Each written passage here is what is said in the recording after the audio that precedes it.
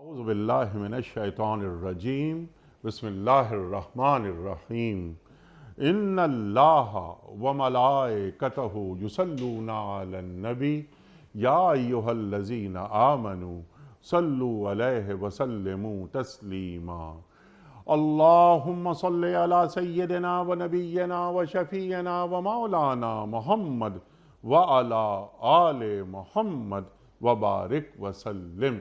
محترم خواتین و حضرات، السلام علیکم۔ پیام صبح کے ساتھ ایک بار پھر حاضر میں ہوں آپ کا میزبان انیق احمد۔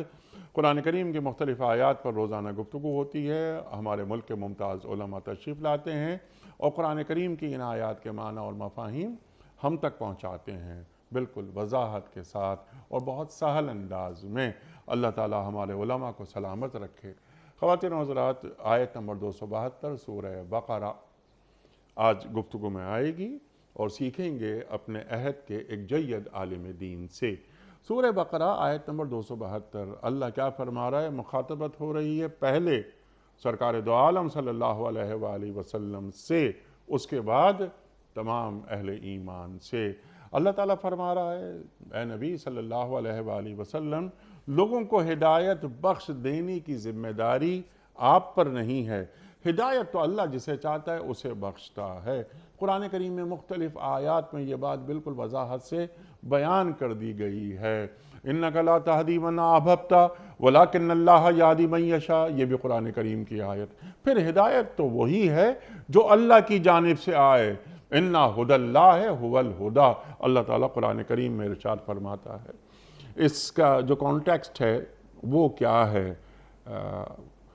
جو مسلمانوں کے جو سخی تھے، جو اہل ثروت لوگ تھے، وہ مشرکین کو صدقہ خیرات کرنا انہوں نے چھوڑ دیا تھا کہ یہ تو مشرکین ہیں، اسلام نہیں لے کر آئے، ان کو ہدایت نہیں ملی تو بس ان کو نہیں دیتے ہم یہ جو صدقہ خیرات ہے یہ مسلمانوں ہی کو دیں۔ تو یہ شان نزول کے حوالے سے کچھ باتیں مفسرین نے تحریر فرمائی ہیں، اس حوالے سے بھی ہم بات کروائیں گے اپنے معزز مہمان سے۔ پھر اللہ تعالیٰ فرما رہا ہے کہ جو بھی تم مال خرچ کرتے ہو، صدقہ خیرات جو تم کرتے ہو، وہ تمہارے اپنے لیے ہی بھلا ہے، اس میں تم اپنے لیے ہی مال جمع کرتے ہو۔ یعنی مال سے یہاں یہ ہے کہ جو آخرت، وہ توشہ آخرت وہ موجود ہے، تو جو تمہارے کام آئے گا، تو اللہ تعالیٰ یہاں بالکل وضاحت سے بیان کر رہا ہے، تم اسی لیے خرچ کرتے ہو نا کہ اللہ کی رضا تمہیں حاصل ہو جائے۔ تو جو مال راہ خدا میں خرچ کرے گا، اللہ اسے پورا اجر دے گا اور اس کی حق تلفی نہیں ہوگی۔ اللہ تعالیٰ نے 272 سورہ بقرہ میں یہاں بات مکمل کر لی۔ اب یہاں ہدایت کے حوالے سے کچھ بات کروائیں گے، پھر صدقہ خیرات کے حوالے سے کچھ بات کروائیں گے، اور اس کے ساتھ ساتھ اللہ کی رضا، اللہ اکبر، اللہ اکبر، اور جو وجہ اللہ کی بات ہوتی ہے، وجہ اللہ پہ بھی کچھ یہ ایک بہت بڑا موضوع ہے کہ اللہ کی رضا کے لیے، اللہ کی خوشنودی کے لیے ہم جو بھی نیک کام کرتے ہیں، بس ہماری دعا یہ ہوتی ہے کہ اے اللہ تو ہمارے اس عمل سے خوش ہو جا اور تو قبول کر لے ہمارا یہ عمل۔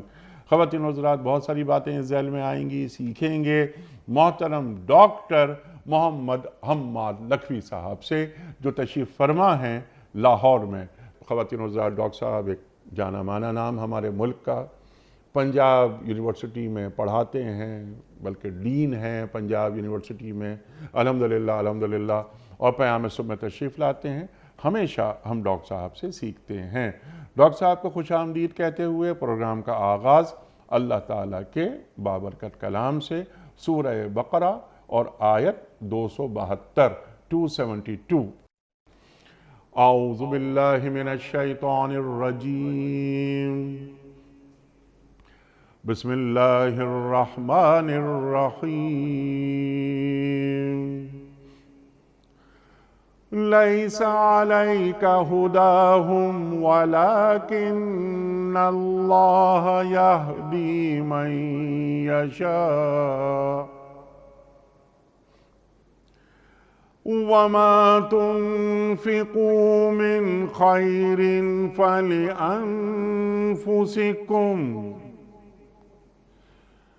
وما تنفقون إلا ابتغاء وجه الله وما تنفقوا من خير يوفى إليكم وأنتم لا تظلمون صدق اللہ العظیم۔ اے نبی صلی اللہ علیہ وآلہ وسلم، لوگوں کو ہدایت بخش دینے کی ذمہ داری آپ پر نہیں ہے۔ ہدایت تو اللہ ہی جسے چاہتا ہے بخشتا ہے، اور راہ خیر میں جو مال تم خرچ کرتے ہو وہ تمہارے اپنے لیے بھلا ہے۔ آخر تم اسی لیے تو خرچ کرتے ہو کہ اللہ کی رضا حاصل ہو، تو جو کچھ مال تم راہ خیر میں خرچ کرو گے اس کا پورا پورا اجر تمہیں دیا جائے گا اور تمہاری حق تلفی نہیں ہوگی۔ صدق اللہ العظیم۔ خواتین و حضرات، اس سے پہلے کہ ہم رکھیں آج کے پروگرام کے حوالے سے پہلا سوال محترم ڈاکٹر حماد لکھوی صاحب کی خدمت میں کوئز۔ کل کے پوچھے گئے سوال کا درست جواب اور آج کا سوال آپ کی خدمت میں۔ کل کا سوال ہمارا یہ تھا کہ قرآن کریم کتنے عرصے میں مکمل ہوا، یعنی نزول قرآن کریم کتنے عرصے میں مکمل ہوا؟ درست جواب 23 سال میں۔ آج کا سوال نوٹ فرما لیجئے۔ سرکار دو عالم صلی اللہ علیہ وآلہ وسلم نے اپنی حیات مبارکہ میں کتنی مرتبہ عمرے ادا فرمائے؟ 2 مرتبہ، 4 مرتبہ یا 1 مرتبہ؟ جو درست جواب آپ سمجھتے ہوں روانہ فرمائیے۔ ہمارے فون نمبرز ہیں 0092213452709۔ ہمارا دوسرا فون نمبر ہے 009221343000980۔ ہمارا ای میل ایڈریس ps@duniatv.tv۔ ہمارا SMS کا نمبر 3031 اور ہمارا واٹس ایپ کا نمبر ہے 00923218250194۔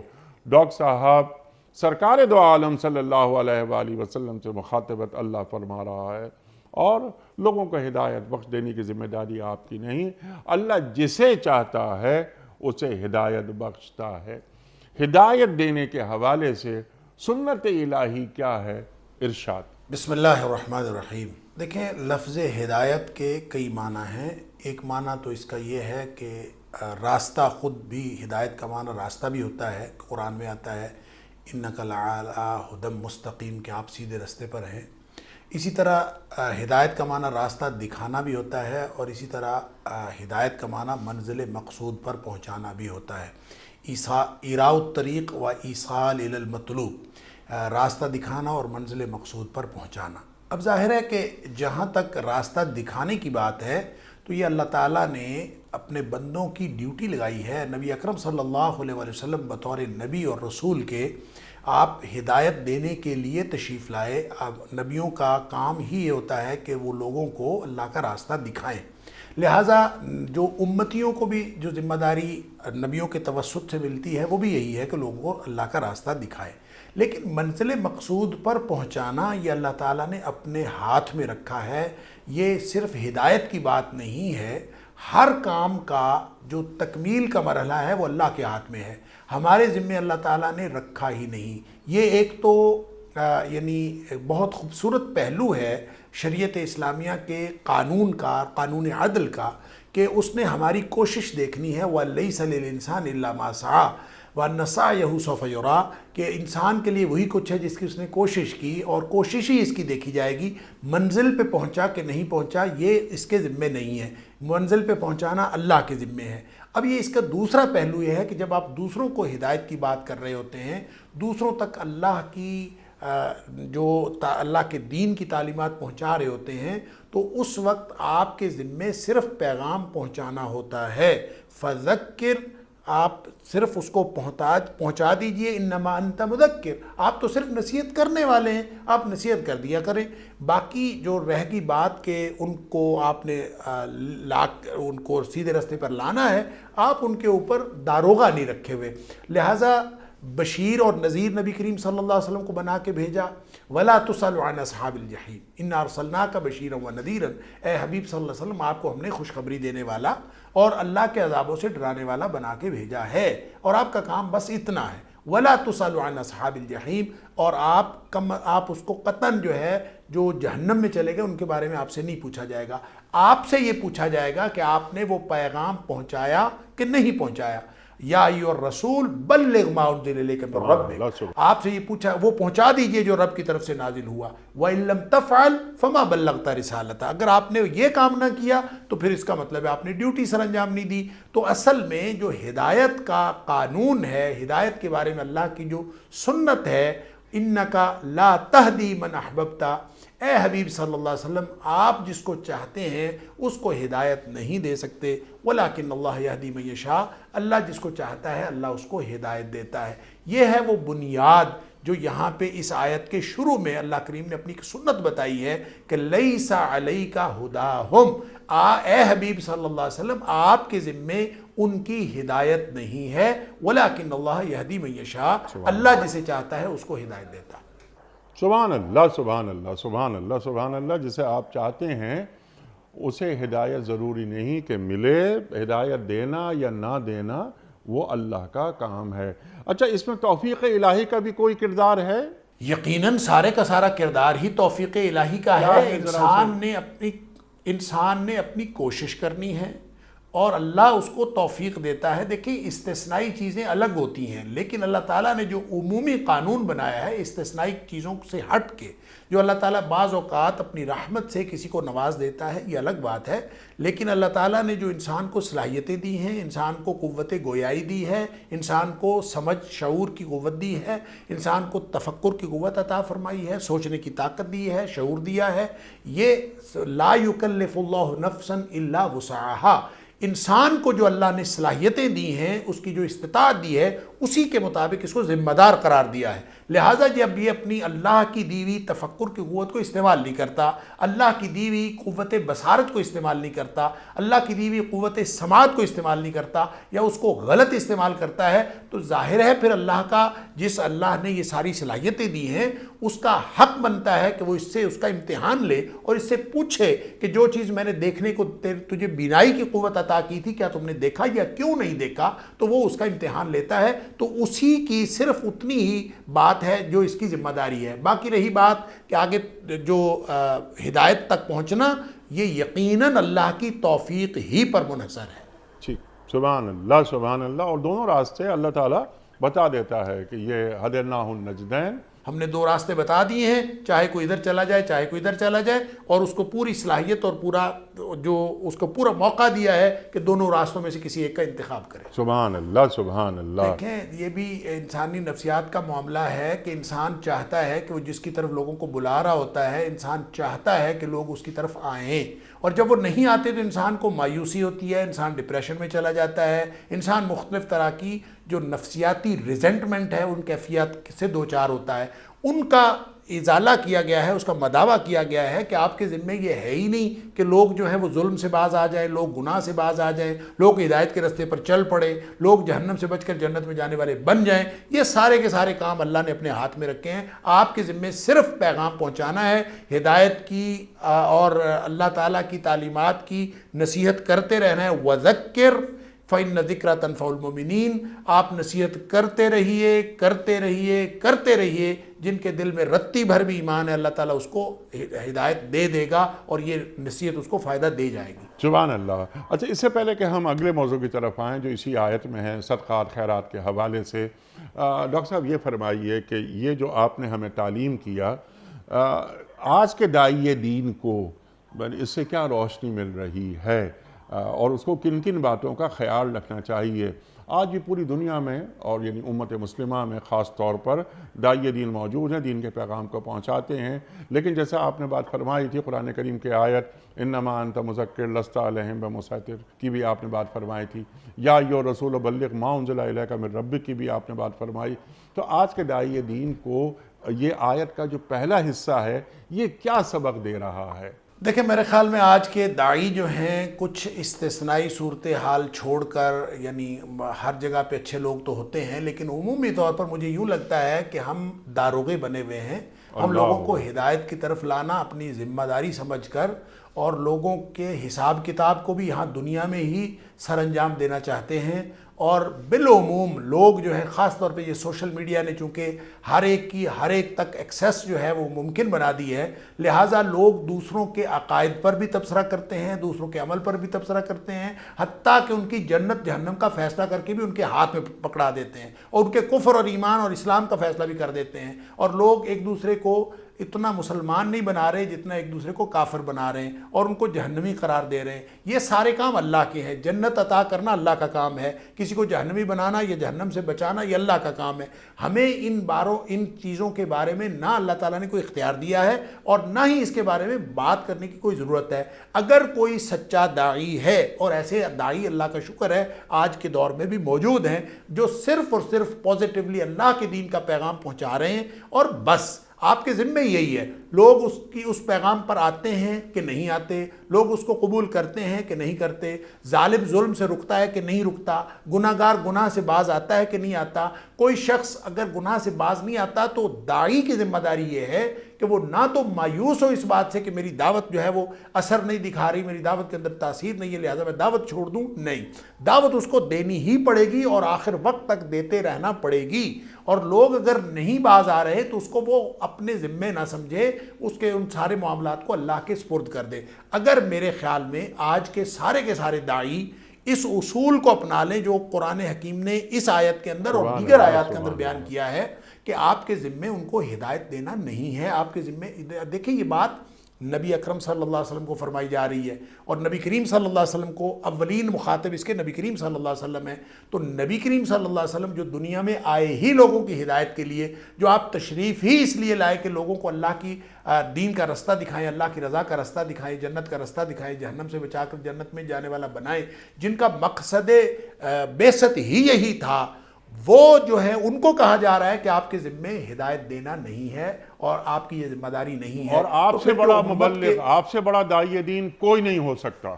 اور نبی اکرم صلی اللہ علیہ وسلم سے بڑا داعی اور آپ سے بڑا مبلغ کوئی نہیں ہے. جب نبی کریم صلی اللہ علیہ وسلم کی ذمہ داری نہیں ہے تو آج کا جو 14ویں صدی 15ویں صدی کا جو داعی ہے، وہ جو امتی ہے، وہ اپنے آپ کو کیوں ذمہ دار سمجھتا ہے کہ لوگ جو ہے وہ ہماری مکتب فکر کے قائل نہیں ہو رہے، لوگ ہمارے مسلک کے قائل نہیں ہو رہے، لوگ ہماری بات نہیں مان رہے. کوئی نہیں مانتا نہ مانے، آپ پازیٹیولی آپ دعوت دیں. آپ کی دعوت کے اندر تاثیر ہوگی تو لوگ مان لیں گے.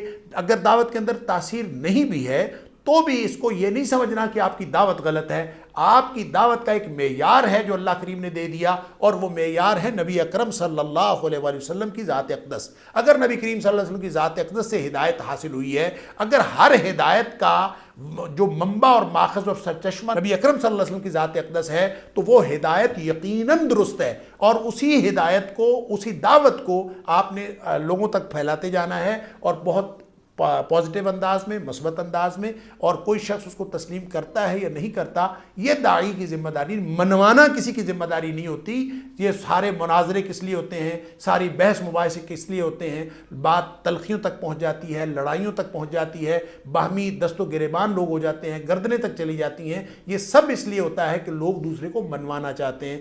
دعوت کے میدان میں یہ تو زہر قاتل ہے. آپ کیوں منوانا چاہتے ہیں؟ منوانا آپ کی ذمہ داری نہیں ہے.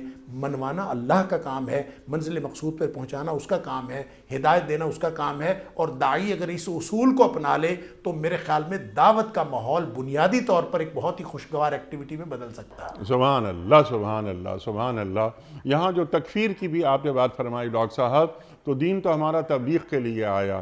جہاں تبلیغی عمل رک جاتا ہے وہ کیا ایسا نہیں کہ وہاں سے تکفیری عمل شروع ہو جاتا ہے؟ یہ ضروری نہیں ہے، تبلیغ کے ساتھ بھی تکفیر جاری رہتی ہے. یہ تبلیغ اور تکفیر جو ہیں یہ کوئی ایسا نہیں ہے کہ تبلیغ کا عمل رکتا ہے تو تکفیر شروع ہوتی ہے. بہت سارے مبلغین جو ہیں وہ تبلیغ کے ساتھ ساتھ تکفیر کا کام بھی کر رہے ہوتے ہیں. یہ تو اللہ جس کو توفیق دے اور جس شخص کو نبی اکرم صلی اللہ علیہ وسلم کی دعوت کا منہج سمجھ میں آ جائے، نبی کریم صلی اللہ علیہ وسلم کا دعوت کا اسلوب سمجھ میں آ جائے، اس کو پھر سمجھ میں یہ بات آتی ہے کہ تکفیر یا کسی شخص کو مومن قرار دینا یا کسی کو جنتی قرار دینا یہ ہمارے ذمہ نہیں ہے، اللہ کے کام ہے، ہم اپنے ذمہ کیوں لیں؟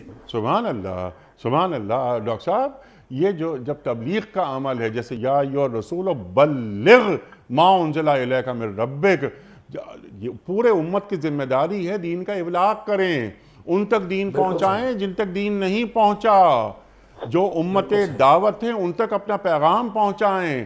جب محسوس یہ ہوتا ہے کہ من حیث الامہ ہم نے تبلیغ کا عمل جیسے جیسے کم ہوتا چلا گیا، آج بھی کام ہو رہا ہے. انیک صاحب مزے کی بات یہ ہے کہ نبی اکرم صلی اللہ علیہ وسلم نے یہ پورے کا پورا دین جو اللہ تعالیٰ نے نبی کریم صلی اللہ علیہ وسلم کی ذمہ داری لگائی تھی، انہوں نے صحابہ کرام کو پہنچایا، اور پہنچانے کے بعد ان کی ذمہ داری لگائی آگے نبی اکرم صلی اللہ علیہ وسلم نے کہ فَلْيُبَلِّغِ الشَّاهِدُ الْغَائِبَ، کہ جو لوگ آج موجود ہیں خطبہ حجۃ الوداع کے اوپر نبی کے موقع پر نبی کریم صلی اللہ علیہ وسلم فرما دیا کہ آج جو لوگ موجود ہیں یہ ان لوگوں تک پہنچا دیں جو موجود نہیں ہیں. تو اب وہ لوگ جو اولین اس ذمہ داری کے جو مصداق ہیں اور اولین طور پر نبی کریم صلی اللہ علیہ وسلم نے یہ ذمہ داری جن لوگوں کے کندھے پر ڈالی وہ صحابہ کرام رضوان اللہ علیہم اجمعین ہیں. اب لوگ جو ہیں اس دعوت کو جو نبی کریم صلی اللہ علیہ وسلم کے ساتھ ایک نسبت کے ساتھ جڑی ہوئی ہے اور آپ کے ساتھ استناد کے تعلق سے جڑی ہوئی ہے، اور ہر دین اور ہر ہدایت نبی کریم صلی اللہ علیہ وسلم کے ساتھ جڑی ہوئی نسبت کا نام ہے. اور اب ہم جو آج کے داعی اٹھتے ہیں اور اٹھتے ہوئے بات کرتے ہوئے وہ صرف یہاں لوگوں کی تکفیر نہیں کرتے، ایک دوسرے کی بات کی تکفیر نہیں کرتے، وہ اس سورس اور منبع اور سرچشمہ کے اوپر تکفیر کرنا شروع کر دیتے ہیں کہ صحابہ کرام کے اوپر لوگ تان کرتے ہیں اور صحابہ کرام کے بارے میں اس طرح کی باتیں کرتے ہیں. اور جو لوگ آج بات کرتے ہوئے صحابہ کرام کے اوپر کفر کے فتوے لگائیں یا صحابہ کرام کے کردار کے اوپر کسی قسم کا تان کریں تو گویا ان کا تو اپنا دین مشکوک ہو گیا، اور پورا جو سرچشمہ تھا دین کا جس سے ہمیں ہر چیز ہدایت ملی ہے وہ ساری کی ساری ہدایت جو ہے وہ ایک دم نل اینڈ وائڈ ہو جائے گی اگر آپ آج اس سرچشمے کے اوپر بات کرتے ہیں. تو آج کے داعی پھر بھی داعی کہلاتے ہیں اور داعی کہہ کے دین کی دعوت کا کام بھی کرتے ہیں، اور اسی سرچشمے اور اسی جیسے یعنی جس درخت کی شاخ پہ کھڑے ہیں اسی درخت کو کاٹ رہے ہیں اور پھر بھی اپنے آپ کو داعی کہلا رہے ہیں. صرف یہاں کے لوگوں کی تکفیر تو اور بات ہے، اپنے اسلاف کے اوپر اور اپنے جو پورا جو چین ہے نبی کریم صلی اللہ علیہ وسلم تک جو دین کی نسبت ہے اس کے درمیان والی جو چین کے اوپر جو لوگ تان کرتے ہیں وہ مجھے نہیں معلوم کہ وہ پھر دعوت کی کس سٹیج پر اور کس سطح پہ کھڑے ہیں کہ وہ دین کی دعوت دے رہے ہیں کہ کس چیز کی دعوت دے رہے ہیں. سبحان اللہ، سبحان اللہ. اور جس طرح آپ نے تعلیم فرمایا کہ یہ کو کفر سازی کی فیکٹریز نہیں بننی چاہیے، بس اپنا پیغام پہنچا دیا، باقی ہدایت دینا نہ دینا وہ اللہ کا کام ہے. تو لہجے میں شائستگی ہو، نفاست ہو اور نرمی ہو، یہ دین کا تقاضا ہے. ٹھیک ہے ڈاکٹر صاحب؟ اور اسی طرح انیک صاحب جو گزر گئے ان کے بارے میں بات کرنا تو قرآن نے کلیئر کٹ کہہ دیا کہ تلک امت قد خلت لہا ما کسبت ولکم ما کسبتم ولا تسالون عما کانوا یعملون. 2 دفعہ دہرائی ہے یہ آیت اللہ کریم نے سورہ بقرہ کے اندر کہ یہ امتیں گزر گئیں، جو ان کے اعمال تھے وہ ان کے ساتھ چلے گئے. تم سے یہ نہیں پوچھا جائے گا قیامت والے دن کہ وہ کیا کرتے تھے، تم اپنے اعمال کی فکر کرو. سبحان اللہ، سبحان اللہ. کیونکہ ہم بنیاد میں ایک ہی ہیں. یہ وہ درخت ہے کہ جس کی جڑ ایک ہے، تنا ہم ایک تنا یہ اوپر جا رہا ہے.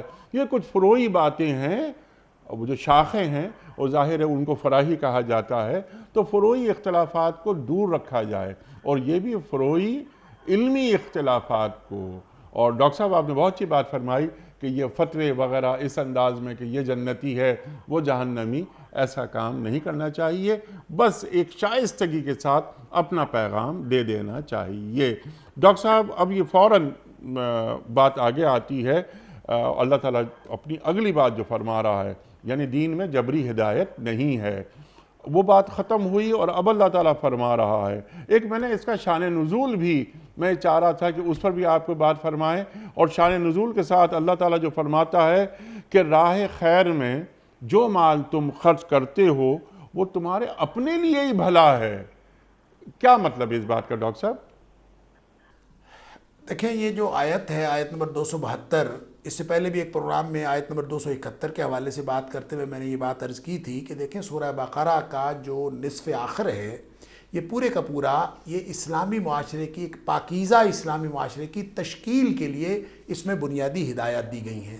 اور ان ہدایات میں یہ خاص طور پر آیت نمبر 261 سے لے کر جو آیت نمبر 283 تک جو احکام دیے گئے ہیں ان کا تعلق ایک اجتماعی اقتصادی نظام کے اصولوں کے ساتھ ہے. اور اس میں سے بھی پھر مور سپیسیفکلی جو آیت نمبر 261 سے 274 تک ہے، اس میں انفاق فی سبیل اللہ کو یا صدقات و خیرات کو اس کو ایک ٹول کے طور پر، ایک ذریعے کے طور پر عطا کیا گیا ہے. اور اس کے اصول اور آداب بتائے گئے ہیں کہ یہ ذریعہ ہے باہمی تعاون اور کفالت کے ایک نظام کو قائم کرنے کا. گویا جو معاشرے کی پاکیزگی ہے اور جو اجتماعی ماحول ہے اس کے اندر ایک بہت ہی بنیادی اور ریڑھ کی ہڈی کا رول ادا کرتے ہیں یہ صدقات و خیرات اور انفاق فی سبیل اللہ. اس کے بارے میں مدینہ کے اس پاکیزہ معاشرے کے اندر ایک کیفیت پیدا ہو گئی کہ جن لوگوں کے رشتہ دار مشرک تھے، جن لوگوں کے رشتہ دار ابھی مسلمان نہیں ہوئے تھے، یا پھر وہ رشتہ دار نہیں بھی تھے اور اس ماحول میں رہتے تھے، جیسا کہ انصار مدینہ جو اوس اور خزرج سے تھے، ان میں سے بہت سارے لوگ جو ہیں وہ امیر بھی تھے. اور اسی طرح جو قریظہ اور بنو نضیر کے جو لوگ تھے، جو یہودی تھے اپنے عقیدے کے اعتبار سے، اپنے مذہب کے اعتبار سے، ان میں سے کچھ لوگ غریب بھی تھے. تو یہ لوگ اس معاشرے کے اندر رہتے ہوئے بھی، اس باہمی کفالتی نظام کو اپناتے ہوئے بھی یہ لوگ ہچکچاتے تھے کہ ہم ان کو کسی بھی طرح کا صدقہ دیں، کیونکہ اس سے پہلے ساری آیت نمبر 261 سے لے کر سارے کا سارا اس صدقات اور خیرات اور انفاق فی سبیل اللہ اسی کی ترغیب دی جا رہی ہے کہ باہمی تعاون کو فروغ دیا جائے، باہمی کفالت کا ایک نظام بنایا جائے، معاشرے کے اندر آپس میں ایک دوسرے کے تعاون کے ساتھ داخلی طور پر معاشرے کو مستحکم کیا جائے اور پاکیزہ کیا جائے، اور ہر قسم کے حرام سے بچ کر ایک حلال کا نظام ایسا بنا دیا جائے جس میں گردش دولت بھی ہو اور غریب کی غربت کو ختم کرنے کا اہتمام بھی ہو.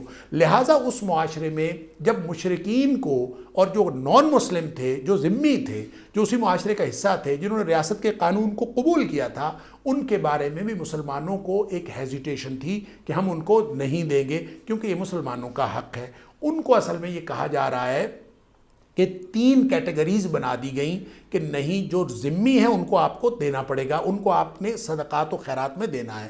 اب مسلمان جو اس میں سے ہچکچاتے تھے، عام طور پر یہ تو سارے مفسرین نے لکھا ہے اور اس میں بہت ساری روایات ہیں، اور ایک روایت ایسی ہے جو ابن ابی حاتم نے ابن عباس رضی اللہ تعالیٰ عنہ کے حوالے سے نقل کی ہے، جس کو مختلف مفسرین نے آگے کوٹ بھی کیا ہے کہ اس روایت میں ابن عباس رضی اللہ تعالیٰ یہ فرماتے ہیں کہ نبی اکرم صلی اللہ علیہ وسلم خود بھی منع فرماتے تھے کہ مشرکین کے اوپر خرچ نہ کرو، اور یہ ابتداً یہی اصول طے پایا تھا کہ آپ صرف اور صرف مسلمانوں پر خرچ کرو. اور جہاں تک صدقات واجبہ کی بات ہے، جو فرض صدقات ہیں وہ تو دیے ہی صرف مسلمانوں کو جا سکتے ہیں، اس لیے کہ اس کے لیے شریعت نے اصول دیا ہے کہ تؤخذ من اغنیائہم فترد الی فقرائہم، مسلمانوں کو ہی دی جائے گی. البتہ جو نفلی صدقات ہیں ان کے بارے میں جو مسلمان ہچکچاتے تھے، اس آیت میں ان کو کلیئر کٹ بتا دیا گیا کہ وہ لوگ، یعنی مسلمان انتظار کر رہے تھے کہ وہ ہدایت پر آئیں، مشرکین اپنا شرک چھوڑیں، یہودی اپنی یہودیت چھوڑیں، وہ لوگ اسلام میں آئیں گے، پھر ہم ان کو دیں گے. جتنے مرضی غریب ہیں، چاہے جتنے مرضی مفلوق الحال ہیں، ہم ان کو نہیں دیں گے جب تک وہ ہدایت قبول نہیں کرتے. ان کو بتایا جا رہا ہے دراصل، اور نبی اکرم صلی اللہ علیہ وسلم کو خطاب کر کے رہتی دنیا تک ایک پورا قانون اور اصول بتا دیا کہ ہدایت دینا آپ کے ذمے ہے ہی نہیں، آپ کے ذمے ایک بہترین اور پاکیزہ معاشرے کی تشکیل ہے. اس معاشرے کے اندر اگر کچھ نان مسلم بطور ذمی اس نان مسلم کو کہتے ہیں جو اسلامی ریاست کا قانون تسلیم کر کے وہاں جزیہ ادا کر کے رہنا شروع کر دیتا ہے اور اس کے قانون کی پابندی کو اپنی ذمہ داری قرار دیتا ہے اور ایک ذمہ دار شہری کے طور پر وہاں رہ رہا ہوتا ہے، تو ان لوگوں کو آپ صدقہ خیرات دیا کریں. ہدایت کا انتظار نہ کریں. آپ کوئی شخص مشرک ہو، کوئی یہودی ہو، کوئی عیسائی ہو، کوئی کسی بھی مذہب پر ہو، یہ اسلام نے ایک ایسا شاندار انسانیت کی سطح پر ایک ایسا شاندار نظام دیا ہے کہ شاید پوری دنیا میں کسی مذہب کے پاس اس طرح کا کوئی باہمی کفالت کا نظام موجود نہیں ہے، باہمی تعاون کا نظام موجود نہیں ہے کہ وہ مشرک اور وہ جو نان مسلم آپ کے پاس رہ رہے ہیں ان کی بھی کفالت کا آپ اہتمام کریں اور ان کو بھی دیا کریں، اور ان کی ہدایت آپ کے ذمہ نہیں ہے، آپ ان کو خرچ کیا کریں. اور یہ جو یہاں پہ فرمایا کہ وما تنفقوا من خیر فلانفسکم، جو کچھ بھی تم مال خرچ کرو گے وہ تمہارے اپنے لیے ہے،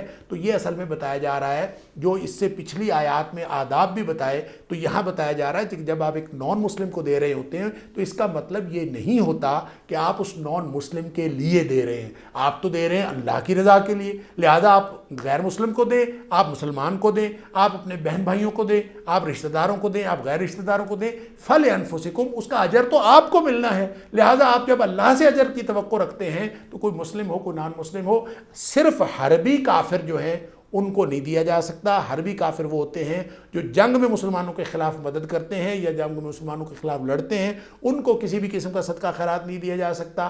فرض صدقات صرف مسلمانوں کو دیے جا سکتے ہیں، اور جو نفلی صدقات ہیں وہ ذمیوں کو بھی دیے جا سکتے ہیں. وہ تمام اسلامی ریاست کے تمام شہریوں کو، مسلم نان مسلم سب کو دیے جا سکتے ہیں، تاکہ اسلامی ریاست کے اندر کوئی بھی مفلوق الحال نہ رہے اور کوئی غریب اپنی غربت کے ہاتھوں، تنگ دستی کے ہاتھوں جو ہے وہ مجبور ہو کر اپنی ایسی زندگی جو ہے اس کو موت کے منہ میں نہ چلا جائے، بلکہ ان کو کفالت کا سب کی ذمہ داری لگا دی. اور ساتھ مسلمانوں کو یہ شعور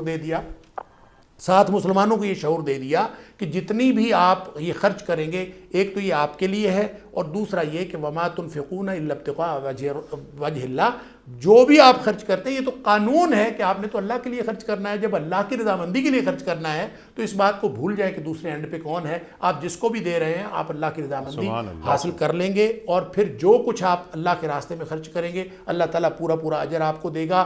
وہ شخص مسلمان ہو چاہے نہ ہو، آپ نے اجر اللہ سے لینا ہے، لوگوں سے نہیں لینا.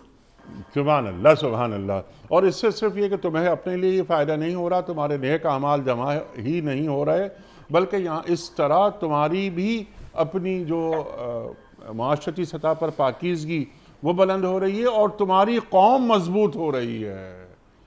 ڈاکٹر صاحب اس انداز سے بھی بات کی جا سکتی ہے؟ جی بالکل. اصل میں تو جو داخلی استحکام ہے معاشرے کا، اس کی جو بنیاد ہے وہ عدل کے اوپر ہے، اور جو عدل ہے وہ ہر حقدار کو حق دینا ہے. اور یہ جو غریب مسکین، چاہے وہ ذمی ہوں نان مسلم ہوں، اگر وہ معاشرے کے شہری ہیں تو ان شہریوں کو آپ نے اپنے ساتھ ملا کے اس معاشرے کا حصہ سمجھ کے پرامن بقائے باہمی کی ایک ایسی روایت قائم کرنی ہے کہ داخلی طور پر معاشرہ ایک مستحکم تصویر پیش کرے. اور وہ جو حضرت عمر فاروق رضی اللہ تعالیٰ نے فرمایا تھا کہ یہ ایک بوڑھے کسی نان مسلم کو دیکھ کر آپ نے فرمایا تھا کہ یہ اتنا تنگ دست اور مفلوق الحال ہے، جب یہ لوگ جوانی میں کام کرنے کے قابل ہوں اس وقت تو ہم ان سے کام لیں، اور جب یہ بوڑھے ہو جائیں تو ہم ان کی کفالت سے ہاتھ اٹھا لیں. یہ کیسے ہو سکتا ہے؟ اور آپ نے لوگوں کو تنبیہ کی اس کے اوپر کہ قطعاً جو ہے ان کو لوگوں کو نہیں چھوڑنا چاہیے اور ان کو دینا چاہیے. لہذا یہ اصل میں اسلام کی وہ خوبصورتی ہے، داخلی معاشرے کی خوبصورتی ہے جو داخلی استحکام کا باعث بھی بنتی ہے اور معاشرے کی پاکیزگی کا باعث بھی بنتی ہے. سبحان اللہ سبحان اللہ. ڈاکٹر صاحب مطلب نیکی کی نشو و نما بھی ہو رہی ہے، ایک بہترین معاشرے کا قیام بھی ہو رہا ہے، یعنی پاکیزہ معاشروں کا قیام بھی ہو رہا ہے، قوم بھی مضبوط ہو رہی ہے، فرد بھی مضبوط ہو رہا ہے، اللہ کی رضا بھی حاصل ہو رہی ہے. اور پھر آخر میں اللہ تعالیٰ کیا فرما رہا ہے کہ جو بھی تم مال اللہ کی راہ میں خرچ کرو گے اس کا تمہیں پورا اجر دیا جائے گا، تمہاری حق تلفی نہیں ہوگی. اب یہاں پر اجر کی بات ڈاکٹر صاحب ہو رہی ہے بالکل آخر میں. سبحان اللہ، یعنی اللہ کی رضا مجھے حاصل ہو گئی. اللہ کی رضا حاصل ہو جانا، اللہ کی خوشنودی کو حاصل مجھے ہو جائے، اللہ اکبر. اور پھر مجھے اس کا اجر بھی، میرا جو اعمال نامہ ہے وہ بڑا ہو رہا ہے، اور یہی اعمال نامہ، یہی توشہ لے کر میں یوم آخرت اللہ کے سامنے پیش ہو رہا ہوں. تو یہ کتنی زیادہ ترغیبات اللہ یہاں دے رہا ہے کہ تم محض اپنا ہی خیال نہ رکھو سرمایہ دارانہ نظام کی طرح. تم ایک مسلمان معاشرہ، مدنی ریاست، وہ ہمارے سامنے مثال بن کر آتی ہے یوسرون علی انفسہم ولو کان بہم خصاصہ. ارشاد ڈاکٹر صاحب. دیکھیں، جب انسان صدقات و خیرات کے اس نظام کے ساتھ جڑتا ہے تو بعض جگہیں تو ایسی ہیں جہاں انسان خرچ کر کے اپنی قلبی تسکین بھی محسوس کرتا ہے اور اس کی کوئی اور نسبتیں ہوتی ہیں. مثال کے طور پر اگر کوئی شخص اپنے رشتہ دار پہ خرچ کرتا ہے، شریعت نے اس کی بڑی اہمیت بتائی ہے، اور رشتہ دار پہ خرچ کرنا وہ صلہ رحمی بھی ہے، دوہرا اجر ملتا ہے. اور ظاہر ہے آپ اپنے گھر والوں پہ خرچ کرتے ہیں، یہ بھی صدقہ ہے. آپ کسی دوست احباب پہ خرچ کرتے ہیں، یہ بھی صدقہ ہے. لیکن بعض جگہیں ایسی ہوتی ہیں جس پر خرچ کرنا بظاہر انسان کو اور انسان کو نفسیاتی اعتبار سے یوں لگتا ہے کہ جیسے یہ میں ہوا میں کہیں خرچ کر رہا ہوں اور اس کا کوئی ان ریٹرن مجھے آ نہیں رہا اور کوئی آنے کا امکان بھی نہیں ہوتا. اور اس معاشرتی نسبتوں کے اندر اس کو کوئی ان ریٹرن کوئی یعنی احساس ممنونیت سے بھری ہوئی نگاہوں کا سامنا بھی نہیں کرنا پڑتا، بلکہ وہ بالکل ایسے ہی کسی جگہ پہ خرچ کر رہا ہوتا ہے. مثال کے طور پر جہاد فی سبیل اللہ پر جب انسان خرچ کرتا ہے تو اس میں بھی اس کو کچھ ان ریٹرن آنے کا ظاہری طور پر کوئی نظر نہیں آتا کہ کوئی چیز جو ہے اس کو ملے گی. اور جیسا کہ اللہ تعالیٰ نے سورہ انفال کے اندر آیت نمبر 60 کے اندر فرمایا وَأَعِدُّوا لَهُم مَّا اسْتَطَعْتُم مِّن قُوَّةٍ وَمِن رِّبَاطِ الْخَيْلِ، کہ یعنی جو تم جہاد فی سبیل اللہ میں خرچ کرتے ہو اس کے آخر پہ فرمایا وَمَا تُنْفِقُوا مِن شَيْءٍ فِي سَبِيلِ اللَّهِ يُوَفَّى إِلَيْكُمْ وَأَنْتُمْ لَا تُظْلَمُونَ. کہ اس میں جب تمہیں جہاد فی سبیل اللہ میں تمہارے مال خرچ ہو جاتے ہیں، تمہاری بہت ساری چیزیں، تمہارا پوری زندگیاں لگ جاتی ہیں، اور جو کچھ بھی تم خرچ کرتے ہو اس میں سے کوئی بھی چیز اللہ تعالیٰ نہیں رکھے گا، پورے کا پورا اللہ تعالیٰ بدلہ عطا فرمائے گا جو تم اللہ کے راستے میں خرچ کرتے ہو. بعینی ہی یہاں پہ چونکہ نان مسلمز کے اوپر خرچ ہونا ہے اور انسان کی کوئی ظاہری طور پر قلبی مناسبت نہیں ہوتی، لیکن اس معاشرے کے اندر اللہ کریم نے یہ معاشرے کی ایک خوبصورتی پیدا کی ہے، معاشرے کے ایک داخلی استحکام کا ایک بندوبست کیا ہے، اور اس مضبوطی کو یقینی بنانے کے لیے، اس داخلی استحکام کو یقینی بنانے کے لیے اہل ایمان کو یہ خوشخبری سنا دی ہے کہ تم اگرچہ نان مسلمز پہ خرچ کرو گے اور تمہارا ان کے ساتھ کوئی قلبی تعلق، کوئی قلبی وابستگی نہ ہو، لیکن یہ چونکہ اسلامی معاشرہ ہے، اس معاشرے کے اندر جب تم خرچ کرو گے کہ تمہیں اتنا اجر ملے گا کہ تم سوچ نہیں سکتے، پورے کا پورا اجر ملے گا، کوئی چیز بھی تمہیں نان مسلمز کو دی ہوئی بھی ضائع نہیں جائے گی. یہ ہے وہ بنیادی سپرٹ جو اسلام اہل ایمان کے اندر پیدا کرتا ہے کہ آپ خرچ کرتے وقت یہ نہ دیکھیں کہ آپ مسلمانوں کے اوپر خرچ کر رہے ہیں یا غیر مسلموں کے اوپر خرچ کر رہے ہیں. معاشرے کا استحکام اگر آپ کا مطمع نظر ہو تو اللہ تعالیٰ آپ کے دیے ہوئے صدقات اور خیرات کو کبھی ضائع نہیں کرتا. سبحان اللہ، سبحان اللہ. ڈاکٹر صاحب کیا اچھا آپ نے پیغام دیا، یہ جو ہمارا دین دے رہا ہے کہ انسان ہے نا، اس کا شرف یہی ہے کہ وہ انسان ہے. اگر وہ غیر مسلم ہے اب تک دین کا پیغام اس نے قبول نہیں کیا، اس کی مدد کرنا وہ ہر مسلمان کی ذمہ داری ہے. اور جو نفلی صدقات ہیں وہ غیر مسلم پر خرچ کیے جا سکتے ہیں. زکوٰۃ یعنی صدقات واجبہ وہ صرف مسلمان ہی کو دیے جائیں گے، جیسا کہ ڈاکٹر صاحب نے ہمیں تعلیم کیا. ڈاکٹر صاحب بس آخری سوال، یہ جو آپ نے بھی بات فرمائی، تلقین فرمائی، اور قرآن کریم یہ فرما رہا ہے کہ جو بھی کچھ تم مال اللہ کی راہ میں خرچ کرو گے تو اس کا پورا پورا اجر تمہیں دیا جائے گا اور تمہاری حق تلفی نہیں ہوگی. اب یسألونک ماذا ینفقون قل العفو، قرآن کریم کی ایک آیت ذہن میں آ رہی ہے. انفاق، صدقات، خیرات یعنی صدقات نافلہ کی بات، اس میں ہم کیا سطح ہماری ہونی چاہیے؟ دیکھیے جی، اس میں تو سادہ سی بات ہے کہ انسان کو اپنی کسی بھی مال کو، کسی بھی چیز کو، کسی بھی جو چیزیں اس کو ملی ہوئی ہیں اس کو اپنی ملکیت نہیں سمجھنا چاہیے، بلکہ اس کو اپنے پاس امانت سمجھنا چاہیے. چاہے آپ کا جسم ہے، چاہے آپ کا مال ہے، چاہے آپ کی اولاد ہے، جو کچھ بھی اللہ تعالیٰ نے رزق کی قسم سے اور رزق کے قبیل سے جو کچھ بھی عطا فرمایا ہے، ہر چیز جو اللہ کی عطا کردہ ہے وہ رزق ہے. اور کون سی چیز ہے جو اللہ کی عطا کردہ نہیں ہے؟ سب کچھ اللہ کا عطا کردہ ہے اور اسی میں سے خرچ کرنا ہے. وَمِمَّا رَزَقْنَاهُمْ يُنْفِقُونَ، جو کچھ ہم نے اس کو عطا کیا ہے اس میں سے خرچ کرتے ہیں. لہٰذا اپنی ساری چیزیں مکمل طور پر اللہ کے راستے میں لگانے کے لیے سپرٹ اور جذبہ تو یہ ہونا چاہیے کہ میری ہر چیز اللہ کے راستے میں خرچ ہو جائے.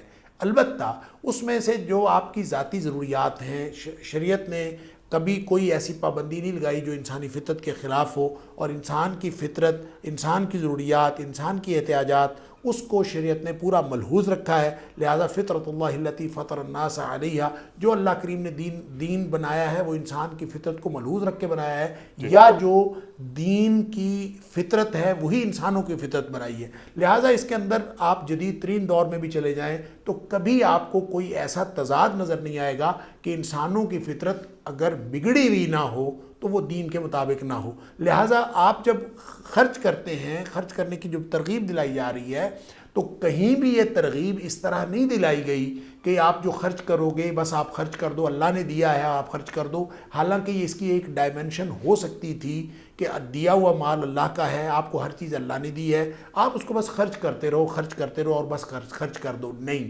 اس کو بھی اللہ کریم نے اپنے ذمے رکھا ہے. من ذا الذی یقرض اللہ قرضا حسنا، کون ہے جو شخص اللہ کو قرض دے، گویا اللہ تعالیٰ اس کو اللہ اپنے دیے ہوئے مال میں سے خرچ کرنے کو اپنے ذمے قرض قرار دیتا ہے، اور اس کو پھر اس کی کوئی لمٹ نہیں ہے. آپ اس کو دیتے جائیں. کتنا دینا ہے آپ اپنی ضروریات کے لیے رکھ سکتے ہیں، آپ اپنے مال رکھ سکتے ہیں. جو زکوٰۃ کے جو احکام ہیں، وہ وراثت کے جو احکام ہیں وہ بتاتے ہیں کہ جس مال میں سے غریبوں کا حق نکال دیا گیا ہو، اگر آپ کے پاس وہ سونے چاندی کے ڈھیر بھی لگے ہوئے ہوں، آپ بہت مالدار ہوں، آپ اپنے لیے مال جائیداد بنا کے رکھیں، کوئی حرج نہیں ہے اگر اس میں سے زکوٰۃ نکلتی ہے، اگر آپ سالانہ زکوٰۃ ادا کرتے ہیں، اس کے علاوہ بھی غریبوں کا اور ضرورت مندوں کا خیال رکھتے ہیں، پھر بھی آپ کے پاس مال و دولت اکٹھا ہو گیا ہے، تو زکوٰۃ اور وراثت کے احکام یہ بتاتے ہیں کہ اس میں کوئی حرج نہیں، شریعت اس کے اوپر پابندی نہیں لگاتی. لیکن اگر سب کچھ خرچ کر دیا جائے تو اس میں حرج کیا ہے؟ جیسا کہ کہا جاتا ہے کہ جب حضرت حسن رضی اللہ تعالی عنہ کا وظیفہ آتا تھا، جو حضرت امیر معاویہ رضی اللہ تعالیٰ عنہ کے ساتھ صلح کے بعد لگایا گیا، تو کہتے ہیں کہ حضرت حسن رضی اللہ تعالیٰ عنہ وہ سارے کا سارا اللہ کے راستے میں خرچ کر دیتے تھے یا بہت جلد خرچ کر دیتے تھے. تو اس پر کبھی حضرت امیر معاویہ رضی اللہ تعالیٰ عنہ کو لکھ کے بھیجا کہ لا خیر فی الاسراف، کہ اسراف کے اندر جو ہے کوئی خیر نہیں ہے. اور انہوں نے اس فقرے کو اس طرح واپس لکھ کے بھیجا کہ لا اسراف فی الخیر، کہ خیر کے اندر کوئی اسراف ہوتا ہی نہیں. خیر میں، مال خرچ کرنے میں، اللہ کے راستے میں خرچ کرنے میں کوئی حد، کوئی فضول خرچی ہوتی ہی نہیں. آپ سب کچھ بھی اللہ کے راستے میں خرچ کر دیں تو بھی اس کو اسراف نہیں کہا جا سکتا. تو یہ بات میرا خیال ہے اس کی کوئی لمٹ نہیں ہے، لیکن اس کی ابتدا یہ ہے کہ انسان اپنی احتیاجات کو، اپنی ضروریات کو سامنے رکھتے ہوئے ان کو اپنے پاس رکھے، اور جو زائدہ ضرورت ہے، قل العفو کا یہی مطلب ہے کہ جو زائدہ ضرورت ہے وہ سارے کا سارا خرچ کرتا رہے، لیکن اس کی کوئی لمٹ قائم نہیں کی جا سکتی. وہ حالات و زمانہ کو سامنے رکھ کے، اپنی احتیاجات کو سامنے رکھ کے ہر شخص اس کی کوئی لمٹ کا تعین کر سکتا ہے. سبحان اللہ، سبحان اللہ. اپنی ضروریات کو پیش نظر رکھ کر جو فاضل ہے وہ اللہ کی راہ میں خرچ کرتا رہے، لیکن بیوی بچوں کا خیال رکھنا، اور اگر انتقال ہو جاتا ہے تو ایسا نہ ہو کہ ان کے پاس کچھ نہ رہے اور یہ بیوی بچے، اہل خانہ یہ سڑک پر آ جائیں، ایسا بھی نہ ہو. لیکن خدائی کنبہ جو ہے اس کی مدد ہمیشہ پیش نظر رہے کہ میں بہت مزے کر رہا ہوں لیکن میرا پڑوسی، اس کے پاس کھانے کے لیے نہیں، ایسا ممکن نہیں. اور ڈاکٹر صاحب نے کیا اچھی بات تعلیم فرمائی کہ اگر غیر مسلم پڑوسی بھی ہے تو اسے نفلی صدقہ دیا جا سکتا ہے اور دینا چاہیے. ہمارا دین ترغیب دیتا ہے. خواتین و حضرات، بہت ساری باتیں مزید ہو سکتی ہیں لیکن وقت یہاں مکمل ہوا ہمارے آج کے پروگرام کا. ڈاکٹر صاحب سے انشاءاللہ کسی اور پروگرام میں بھی سیکھیں گے. ڈاکٹر صاحب میں آپ کا بڑا ممنون، بڑا شکر گزار. کوئز. کل کا ہمارا سوال یہ تھا کہ قرآن کریم کتنے عرصے میں مکمل ہوا، یعنی نزول قرآن کریم کتنے عرصے میں مکمل ہوا؟ تقریباً 23 سال میں. آج کا سوال نوٹ فرما لیجئے. سرکار دو عالم صلی اللہ علیہ وآلہ وسلم نے اپنی حیات مبارکہ میں کتنی مرتبہ عمرے ادا فرمائے؟ 2 مرتبہ، 4 مرتبہ یا 1 مرتبہ؟ جو درست جواب آپ سمجھتے ہوں روانہ فرمائیے. ہمارے فون نمبرز ہیں 00922134527 ہمارا دوسرا فون نمبر ہے 009221343000980. ہمارا ای میل ایڈریس ps@dunyatv.tv. ہمارا SMS کا نمبر 3031 اور ہمارا واٹس ایپ کا نمبر ہے 009232182500194. وقت قرآن اندازی کا. آج کراچی میں ہمارا کوئی مہمان نہیں تو یہ ذمہ داری میں ادا کر رہا ہوں. اور آج کے ونر ہیں طارق صاحب لاہور سے، طارق صاحب لاہور سے آپ کی خدمت میں دنیا ٹی وی کی جانب سے دینی کتب پر مشتمل گفٹ ہیمپر آپ کے گھر بذریعہ کوریئر روانہ کر رہے ہیں۔ آپ کو بہت مبارک ہو۔ اختتام ہوتا ہے پیام صبح کا روزانہ ایک قول پر، اور وہ قول ہوتا ہے صاحب نہج البلاغہ امیر المومنین حضرت علی مرتضیٰ کرم اللہ وجہہ کا۔ آپ فرماتے ہیں کہ صبر کے ساتھ فراخی کا انتظار کرنا بھی عبادت ہے، صبر کے ساتھ فراخی کا انتظار کرنا بھی عبادت ہے۔ سبحان اللہ سبحان اللہ۔ اپنے میزبان انیق احمد کو کل تک کے لیے اجازت دیجیے۔ خدا حافظ۔